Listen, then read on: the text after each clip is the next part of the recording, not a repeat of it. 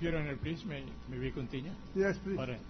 I was intently listening to the offer of the counsel when the witness before the witness started testifying, and I did not. There was no categorical statement that this is for purposes of proving that aspect in the complaint dealing with alleged illegally acquired wealth. That's why I'm clarifying now, Your Honor, because that's correct. We can appeal to the record. Yeah. I think you're correct that he did not state what paragraph this witness is supposed to testify on. Because I'm very sure, Your Honor, this is no longer in connection with the SAL, which was alleged in the earlier testimony of the witnesses that were presented, but rather a different aspect of the impeachment complaint, and that is the alleged acquisition of illegally acquired wealth. Now, we made this manifestation, Your Honor, because we have a standing objection in so far as this, and that was noted by Your Honor in the records of the case. That's correct. Now, our point is this: is there any compliance with the rule of pleadings and procedure that will warrant introduction of evidence in this particular issue? Our answer is none, Your Honor. Why? Because may we be allowed to go a little further, Your Honor.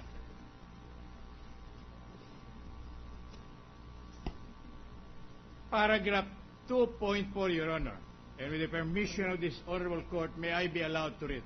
Respondent is likewise suspected and accused of having, having allegedly acquired ill-gotten wealth, acquiring assets of high values, and keeping bank accounts with huge deposits.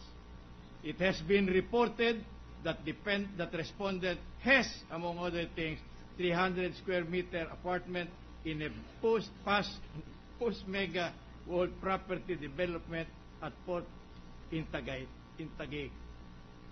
Has he reported this as is constitutionally required under Article 11, Section 17 of the Constitution in his statement of assets and liabilities and net worth? He is no longer testifying of the alleged son of the accused, Your Honor. Now, I said, may I be allowed to go a little further, Your Honor? I said that there could be no evidence that could be admitted in connection with this because there is no valid allegation of a cause of action. Why? The allegation is suspected of acquiring, where suspicion does not suffice.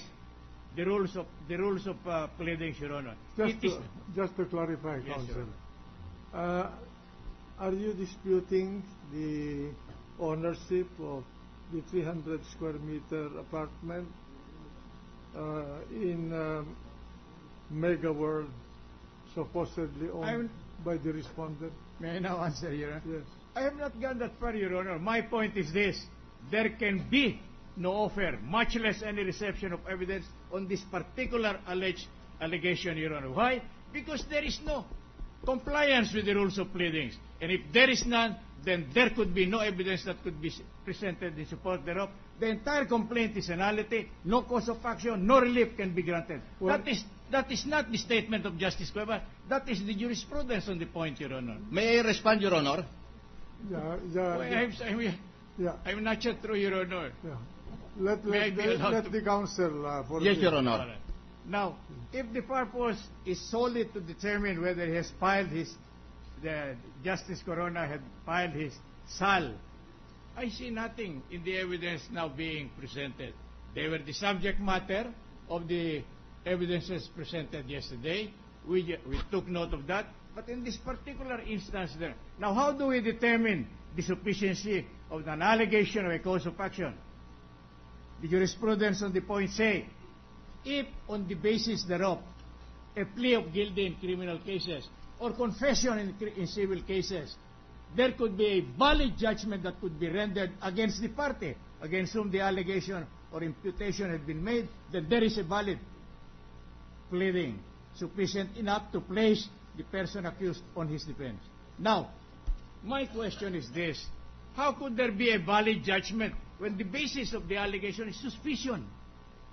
Hindi ho ba masyadong we are trying a Chief Justice of the Republic of the Philippines, the highest official in the judicial department of government, on the basis of an allegation of suspicion, and secondly, on the basis of alleged report? Let us take this one by one. Yes, Your Honor. In the case of the 300 square meter apartment, is that included in the sal end of the Chief Justice? That was included. In Yeah, fact, so if that is included anyway, that is an admission on the part of the Chief Justice that he owns that apartment. we have No, not. I'm just I'm not saying that we are not talking of offer of proof yet, no. Yes. But I'm just saying this. So, as far as this chair is concerned, as far as the 300 square meter plus of apartment is concerned, I think any question regarding this is proper. But with respect to the acquisition of assets of high value and the existence of bank accounts, I agree with you that would be a questionable allegation. Yes. So we will deal with that when the offer of proof is reached. At the moment, we are just talking about the documents that were subpoenaed. With the kind indulgence of the Honorable Presiding Yes. Justice, I raise that point, Your Honor, because we are now in the stage of proof and no longer allegation. My point is this: if we follow the pertinent jurisprudence on the point, there can be no proof that could be offered, much less accepted and utilized in deciding this issue on the basis of a non-existent allegation. Because when the allegation is not in accordance with what the law and pleadings require, it is as though it had not been made, nothing exists, no relief can be had thereon. That is my point of objection, Your Honor. I am not questioning their statement relative to 300 square meter condominium, Your Honor. In fact, there's an admission admission against interest made by the Chief Justice on this, because he admitted publicly that he owned Yes, this. Yes, Your Honor. In fact, if Your Honor will remember, with the kind indulgence of the Honorable Court, we even made that a part of our evidence, Your Honor. But the purpose is not to prove that he acquired, but that he had complied with the requirements of law relative to the filing and submission of SLN. Nothing more. Not on the issue of ill-gotten wealth. Just to make my point clear, Your Honor. Correct. Now, correct. I agree, Mr. Counsel. What I'm trying to say is, I agree with you that you can register your continuing objection to any introduction of evidence with respect to ill-gotten wealth and with respect to the existence of huge amounts of money in the bank. But that whether we will admit those evidence when they're offered during the period of offer of evidence is something else. may I now be allowed? Yeah, please. With your indulgence, Your Honor. Besides, this witness now is not here. Let the Only let- on let the the- issue of subpoena testificandum.